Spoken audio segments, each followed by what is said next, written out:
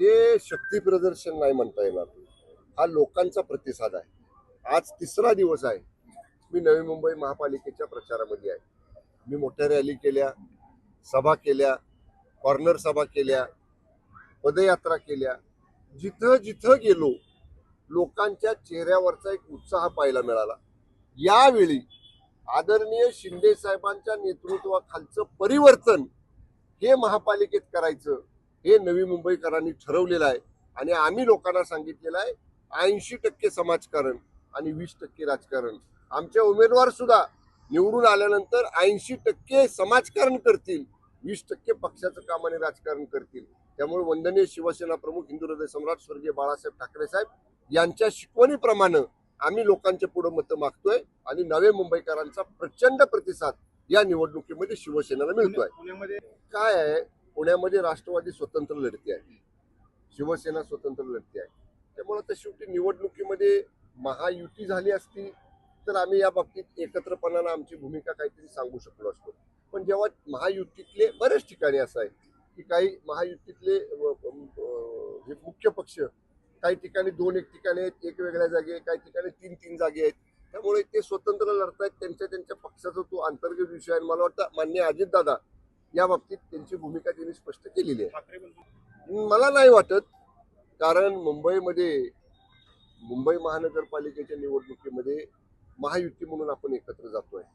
Infrastructure डेव्हलपमेंटची कामं जी मुंबई महापालिकेमध्ये विशेषतः आदरणीय शिंदेसाहेब मुख्यमंत्री असताना, फडणवीस साहेब उपमुख्यमंत्री असताना आणि आता माननीय फडणवीस साहेब मुख्यमंत्री असताना आणि शिंदेसाहेब उपमुख्यमंत्री असताना जी डेव्हलपमेंटची कामं झाली, ज्या कामाला महाविकास आघाडीचं सरकार असताना स्टे होता, ते सगळे स्टे माननीय शिंदेसाहेब मुख्यमंत्री झाल्यावर उठवले.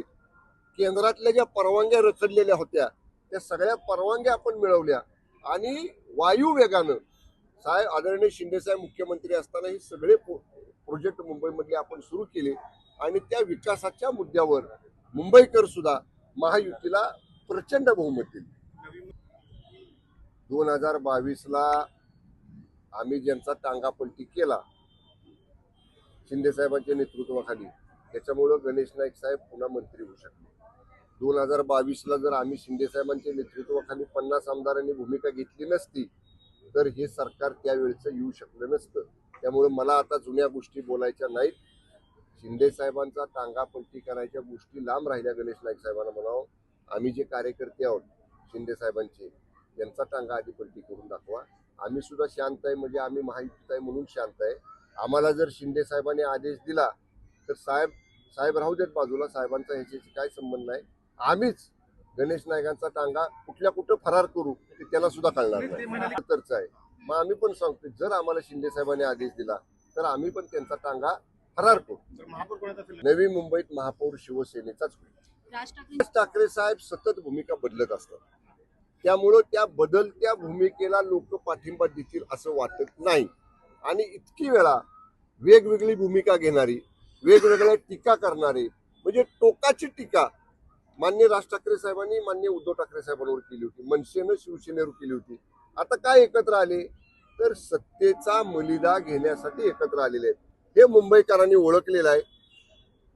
विजन, डेव्हलपमेंटचं विजन, विकासाचं विजन कुणाकडे आहे आणि सत्तेचा मलिदा कुणाला खायचं. माननीय शिंदे साहेबांनी काय सांगितलं, सोन्याचं अंड देणारी कोंबडी म्हणून मनसे आणि शिवसेना महापालिकेकडे मुंबईच्या बघते. ते आता सोन्याचं अंड नुसतं नको आहे, अख्खी मुर्गीच खायची सोन्याचं अंड देणारी. त्याच्यासाठी मनसेची शिवसेनेची चाललेली धडपड आहे.